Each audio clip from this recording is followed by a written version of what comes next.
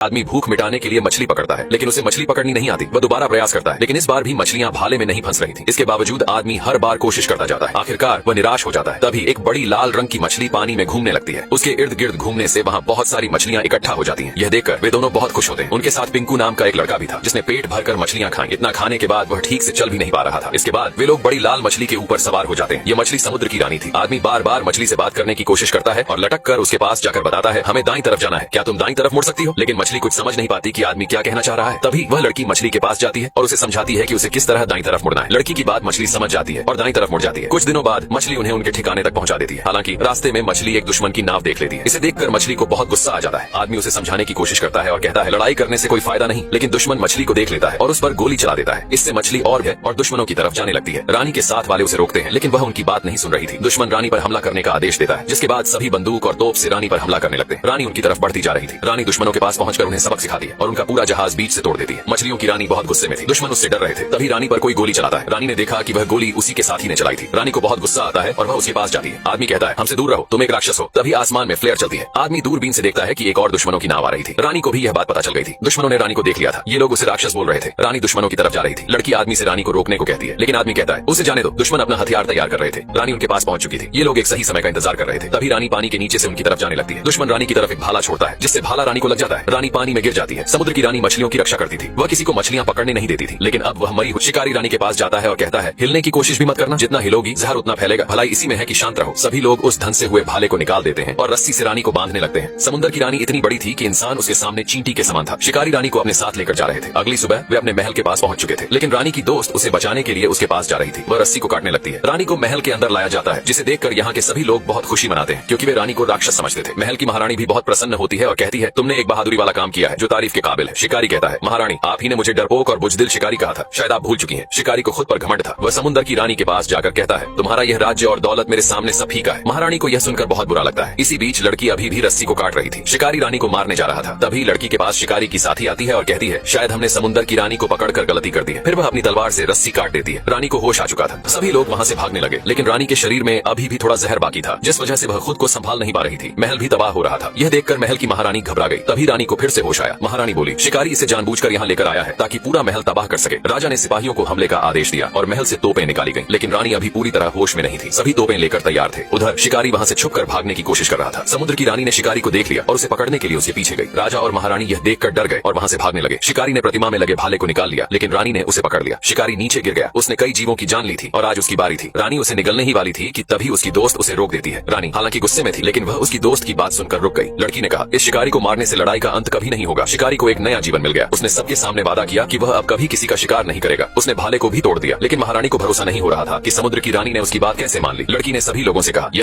सभी समुद्र के शिकारी थे, जिनका काम समुद्र के जीवों को पकड़ना था। सभी अपनी अपनी पोजीशन बनाकर तैयार थे। सामने से एक हरे रंग का बड़ा जीव उनकी तरफ आ रहा था। यह समुद्र का सबसे बड़ा जीव था। शिकारियों का सरदार जहाज को उसके सामने ले जाने का आदेश देता है। सभी अपने काम में लग जाते हैं। एक आदमी बाजा बजाता है, जिससे सभी उसका मुकाबला करने के लिए तैयार हो जाते हैं। सरदार हमला करने का हुक्म देता है और सभी तोप से उस पर हमला करते हैं। इतने हमले के बावजूद भी वह जीव बिल्कुल नहीं डरता। एक शिकारी कहता है, उस पर हमले का कोई असर नहीं हो रहा है। इसके बाद सभी शिकारी तीर कमान लेकर तैयार हो जाते हैं और एक साथ तीर छोड़ते हैं। तीर के वार से उस जीव को घाव महसूस होता है, जिससे वह पानी के नीचे चला जाता है। तभी एक शिकारी भाला लेकर ऊपर जाता है और भाले से उस जीव पर वार करता है, लेकिन भाले का भी कोई असर नहीं होता। इसी बीच उनकी पूरी नाव हिल जाती है। शिकारियों को लगता है कि वह जीव डर कर भाग गया है, लेकिन वह उनके जहाज के नीचे छुपा होता है। अचानक वह जीव पानी से बाहर निकलता है और उनकी पूरी नाव हिला देता है। वह बड़ा जीव पूरी नाव को अपने शरीर से लपेट लेता है और अपनी 3 मुंह वाली पूंछ से शिकारियों पर हमला करता है। शिकारी उसकी पूंछ को अलग करने की कोशिश करते। ये विशाल समुद्र की रानी शिकारियों की नाव को घसीट रही थी। शिकारियों ने रानी को फंदे से बांध रखा था, जो बहुत क्रोधित थी। शिकारियों का सरदार बहुत गुस्से में था। रानी समुद्र के नीचे चली जाती है और समुद्र में गोल चक्कर लगाने लगती है। शिकारियों की नाव का संतुलन बिगड़ रहा था, लेकिन शिकारियों का सरदार गुस्से से एक भाला उठा लेता है और कसम खाता है कि समुद्र की रानी का आज आखिरी दिन होगा। रानी ने घूम घूम कर एक बड़ा सा भंवर बना दिया था, जिससे उनकी नाव भंवर के अंदर जा रही थी। भले ही रानी की जान ही क्यों न चली जाए, लेकिन शिकारियों को वह हरगिज नहीं छोड़ेगी। बचने का इनके पास एक ही रास्ता था कि रानी में बंधी रस्सी को काट दिया जाए, लेकिन शिकारियों का सरदार ये बिल्कुल भी नहीं चाहता था। वह रानी को मारना चाहता था। इनकी पूरी नाव तिरछी हो चुकी थी। एक आदमी गुहार लगाता है कि हमें रस्सी को काट देना चाहिए, नहीं तो सब मारे जाएंगे, लेकिन सरदार उसकी एक नहीं सुनता। एक लड़की ने देखा कि रानी बहुत गुस्से में थी, जिस वजह से लड़की खंजर निकालकर रस्सी को काटने लगती है। शिकारी भाला लेकर रानी के पास जाता है और कहता है, ये तेरी जिंदगी की आखिरी घड़ी है। फिर भाला मारने से पहले उसका संतुलन बिगड़ जाता है, क्योंकि लड़की रस्सी को काट रही थी। शिकारी उस लड़की को देख लेता है और मौत की सजा देने को कहता है, लेकिन लड़की उसकी एक नहीं सुनती। तभी वह दूसरे आदमी को ये पहरेदार पानी के बांध को खोल देता है, जिससे पानी रास्ता बंद कर देता है। अपने रथ पर सवार एक राजकुमारी थी, लेकिन राजकुमारी के साथ एक छोटू भी था। राजकुमारी छोटू से आगे का रास्ता साफ करने को कहती है। छोटू रिमोट का बटन दबाता है, जिससे पानी पानी के दो बड़े हाथ बन जाते हैं और राजकुमारी को रास्ता दे देते हैं, लेकिन बाकी लोग पीछे ही रह जाते हैं। राजकुमारी निकल पड़ती है। एक महिला बाजा बजाती है जिससे कई सारे पक्षी राजकुमारी का पीछा करते हैं। राजकुमारी के आगे जो दो जानवर भाग रहे थे वे उसके माता पिता थे जो किसी श्राप की वजह से जानवर बन गए थे। राजकुमारी ने देखा कि आगे का रास्ता बंद है। वह छोटू से रास्ता साफ करने को कहती है। छोटू बटन दबाता है जिससे सामने की लकड़ियां और घास ऊपर उड़ जाते हैं। लकड़ियां और घास कुत्ते बन जाते हैं। वे कुत्ते राजकुमारी के पीछे वाले लोगों पर भौंकने लगते हैं और उन्हें आगे नहीं जाने देते। राजकुमारी अपने माता पिता को श्राप से मुक्त करवाने ले जा रही थी। पीछे वाले कहते हैं हम तुम्हारी मदद कर रहे हैं। राजकुमारी कहती है मुझे किसी की मदद नहीं चाहिए। तभी एक महिला एक आदमी से कहती है राजकुमारी के रथ पर जाओ और उसे रोको। वह अपने पक्षी को उल्टा कर देती है। आदमी राजकुमारी के रथ पर गिरने वाला था, लेकिन छोटू रिमोट दबा देता है। सामने रास्ता नहीं था, लेकिन राजकुमारी के माता पिता खड़े पेड़ पर चढ़कर जा रहे थे।